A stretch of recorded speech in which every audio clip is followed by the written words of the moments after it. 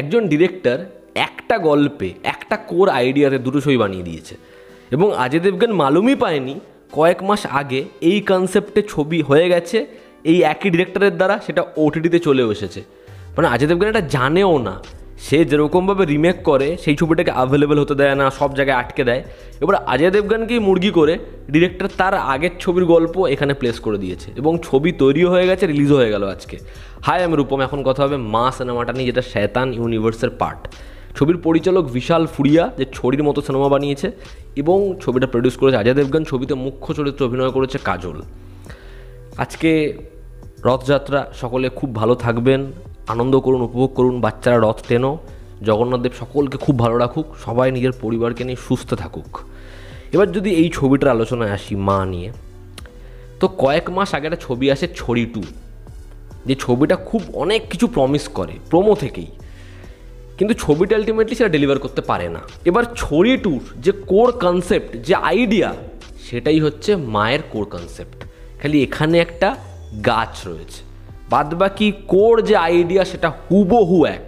ছবির ফার্স্ট হাফটা অনেক আশা দেয় যে ছবিটা ভালো জায়গায় যেতে পারে, কিন্তু সেকেন্ড হাফে ছবিটা তত্তর করে পড়তে থাকে।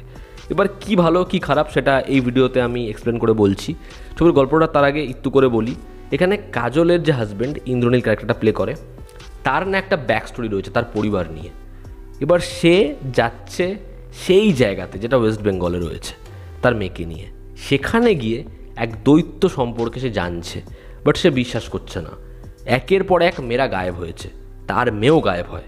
এবার একজন মা কি পারবে তার মেয়েকে ফিরিয়ে আনতে? তাকে রক্ষা করবে কে? মা কালী। এর থেকে বেশি জানতে হলে আপনাকে নিকটবর্তী সিনেমা হলে কি ছবিটা দেখতে হবে। এবার যদি ছবির পজিটিভ দিক নেগেটিভ দিক বলি, আমার কাছে এই ছবির জন্য কিছু পজিটিভ দিক আছে, তবে অনেকটাই নেগেটিভ দিক আছে। ছবির প্রথম যেটা পজিটিভ দিক, এখানে পারফর্মাররা মোটামুটি ভালো কাজ করেছে, যতক্ষণ না তারা বাংলা বলছে ততক্ষণ। এবার দেখুন, আজকে একটা হিন্দি রিভিউয়ার বা অন্যান্য ল্যাঙ্গুয়েজের রিভিউয়ার, তারা বাংলা ঠিক বললো ভুল বললো জানতে যাবে না। আমি একজন বাঙালি, যখন এরকমভাবে বাংলা বলছে, এরকম উচ্চারণ করে এরকম জিনিসপত্র দেখানো হচ্ছে, সেটা দেখলে আমার তো সমস্যা হবেই। রণিত রয়, তার পারফরমেন্স কিন্তু ওভারঅলে খুব ভালো। চরিত্রটার মধ্যে শেড যেরকম রয়েছে, যা জিনিসপত্র রয়েছে ভালো। সে দেখছিলাম, তাকে দেখে বহু অডিয়েন্স হাসছিল, বাট যখনই সে বাংলা বলে আমার খুব সমস্যা হচ্ছিল। ইন্দ্রনীল সেনগুপ্ত তো ভালো একজন অ্যাক্টর, তাকে তো আমাদের অবাঙালি মনে হয় না। সেই ক্যারেক্টারটাকে দেখানো হচ্ছে তার পরিবারের গল্প, বাট সে সারা ছবি দ্বারা বাংলা সংলাপ বলে না। কাজল একটা বাংলা লেখা পড়ছে, সেটা সে আটকে আটকে পড়ছে, খুব সমস্যার এগুলো। বাট কাজলের পারফরমেন্স কিন্তু ছবিতে খুবই ভালো, এবং বহুদিন পর কাজল এরকম একটা ক্যারেক্টার পেয়েছে। সে ভালোভাবে চরিত্রটা যত্ন নিয়ে প্লে করেছে। ইমোশনাল সিনে তার ডেডিকেশন 10 on 10। এখানে সাপোর্টিং কাস্টে যারা ছিল, কাজলের যে মেয়ে হয়েছে, মেয়ের যে বান্ধবী হয়েছে, প্রত্যেকের পারফরমেন্স ছবিতে ভিজিবল, তারা ভালো কাজ করেছে। ছবির সেকেন্ড পজিটিভ দিক হচ্ছে এর যে কোর কনসেপ্টটা, যে আইডিয়াটা, সেটা ছড়ির 2 এর সাথে পুরোপুরি হুবহু এক হলেও আইডিয়াটা কিন্তু ভালো ছিল। সেটাকে পুরোপুরি হ্যান্ডেল করতে পারেনি পরিচালক, আলাদা বিষয়, তবে আইডিয়াটা ভালো। ছড়ি 2 এর ক্ষেত্রে আমি বলেছিলাম যে আইডিয়াটা ভালো, সেটাও বিশাল ফুরিয়া হ্যান্ডেল করতে পারেনি, এটাও করতে পারেনি, বাট আইডিয়াটা ডেফিনেটলি ভালো। থার্ড হচ্ছে এই ছবিতে মা কালীর রেফারেন্স, সেটা যখন আসে পার্টিকুলার পার্ট অ্যান্ড পিসেসে, সেই দৃশ্যগুলো খুব ইন্ট্রিগিং, ঠিক আছে, যতক্ষণ না এয়ার ব্যবহার করা হয়েছে। বাট মা কালীর ওই মূর্তি, মা কালীর ওই রূপ কয়েকটা জায়গাতে, এবং যখন ওই গানটা হচ্ছে, যেরকম ডান্স স্টেপ, যেরকম কোরিওগ্রাফি, ওই জায়গাটা সত্যিই ভীষণ ভালো।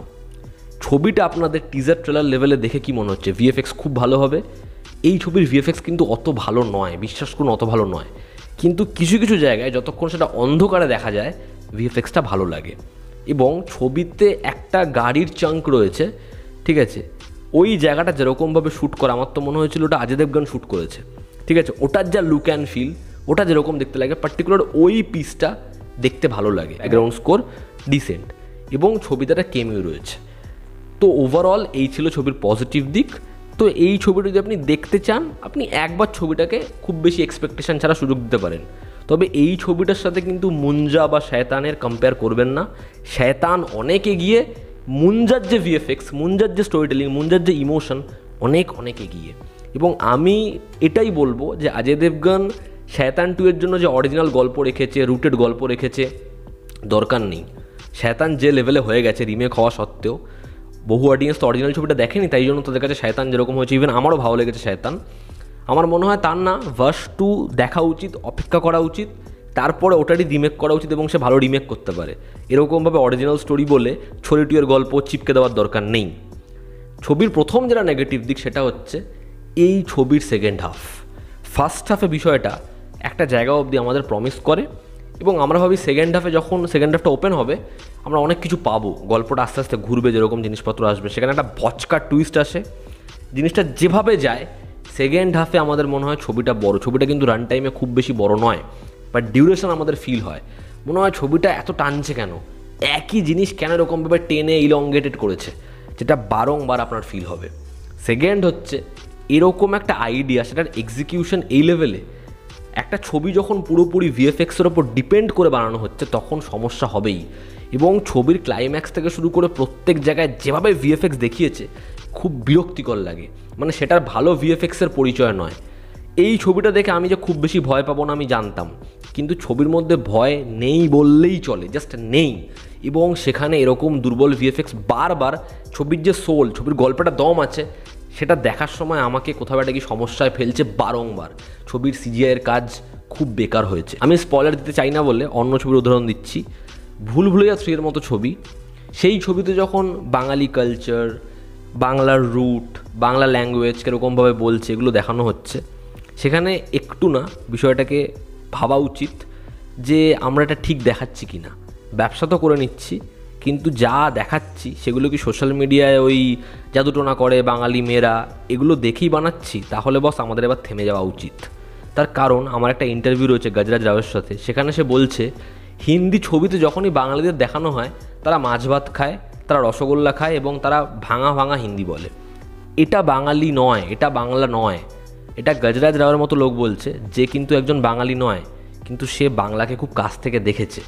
কিন্তু ম্যাক্সিমাম হিন্দির বড় ছবিতে যখন বাঙালিদের দেখানো হয় এরকমভাবেই দেখানো হয়, এবং মা ছবিতে যেরকমভাবে বাদবাকি চরিত্রগুলো বাংলা বলে, যেভাবে জিনিসটা আসে সেটা খুবই প্যাথেটিক, সেটা খুবই বড় ক্রিটিসিজম ডিজার্ভ করে। কোন ধরনের ছবিতে যখন অ্যান্টাগনিস্ট খুব পাওয়ারফুল হবে তখনই কিন্তু ছবি দেখতে আমাদের মজা লাগবে।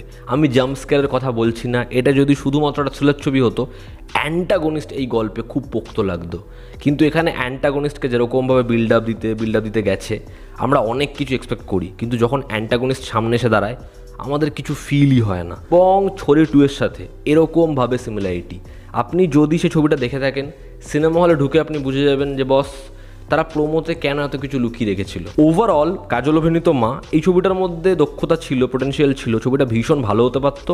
অ্যাটলিস্ট শয়তানের কাছাকাছি এই ছবিটা একটা বার সেট করতে পারতো, যে এই ইউনিভার্সের পরপর 2টো ভালো ছবি। বাট ওভারঅল এই ছবিটা সেটা হতে পারে না, ছবির বাজে এক্সিকিউশনের জন্য, সেকেন্ড হাফের জন্য, গোটা ছবি জুড়ে খালি ভিএফএক্সের জন্য।